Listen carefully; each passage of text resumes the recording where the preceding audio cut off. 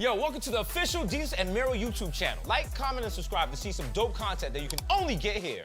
Sit back, you know what I'm saying? Watch a video or 2 or 3 or 5, you know what I'm saying? Whatever you want to do. You can take your pants on or off. Hello, I am your host, Desus Nice. That's right. Today I'm Jesus Christ, and I will lead you through mass. What's up, family? Make sure you like, subscribe, and set your notifications. Now, I'm a fan of both Desus and Mero. I know if y'all been online lately, you've been seeing some talk about the split between the two. I kind of hate that they split up. I like both these guys. I think they both funny, but I wanted to talk a little bit about this. I'm like, fuck out of here. To me, that's like, yo, that's the beginning of like, all right, this shit is corroded. The situation was, we were in 2 different places in life, right?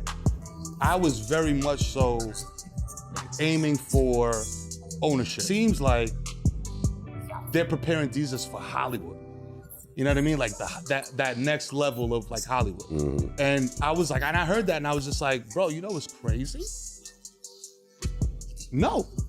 Like the next level of Hollywood is the 3 of us, Desus, Victor, myself, sitting down with Judd Apatow and saying, yo, we're gonna do a movie, right?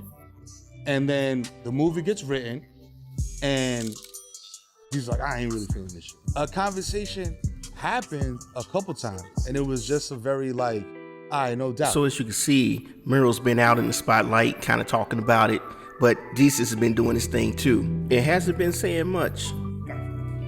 What up? It's your boy Desus Nice. Here at the Root, we doing That's So Random. Lock in, let's go.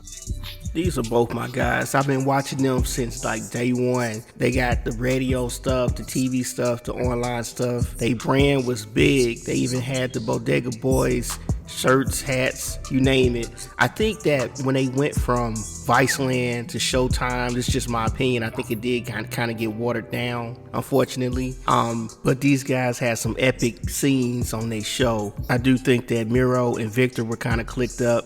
And I think that my man Desus didn't have enough representation on his side of the fence. But sometimes this is what happens when you leave the block and then you go Hollywood. Wow, DJ Envy is in trouble for real estate fraud. What a serious story. It's definitely not funny. There's certainly nothing personal that makes it funny to me. It's not like Rashawn accosted me on the radio for making a little joke about him and his wife, which I only thought we were friends. It's not like he called me dickhead and then got so mad he locked himself in the studio for the rest of the show and then told the building security I was a threat. But even if that happened, that's all in the past. I'm just reading the news. Listen. So my background is, I like to say, half Dominican and half Dominican for a total of 100% Dominican. Puro plátano. So as a kid, I knew that I wanted to do something that made people happy. When Tio Diego and Tio Belio, rest in peace, and Papi and everybody's sitting around and be like, yo, how does your uncle sound after he has a couple of drinks? And then I would do like an impression of my uncle, like, hey, mira, déjame decirte algo, mira, Ramiro, ven acá. And I'm like, yes, like I'm like commanding this room of like grown men using jokes. And you know, if you go to public school in New York City, that is the greatest improv class that you will ever go to because you are there defending your honor 24/7. Defending your sneakers, defending your jacket, defending your sister. You always gotta be ready to like return fire.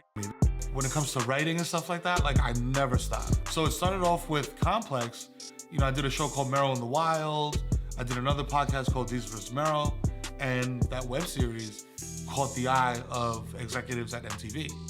So to me, that was like okay, now this is my job now. This is my career going forward. He moves with his then creative partner and they host a show at Viceland for a couple years. And then we end up at Showtime.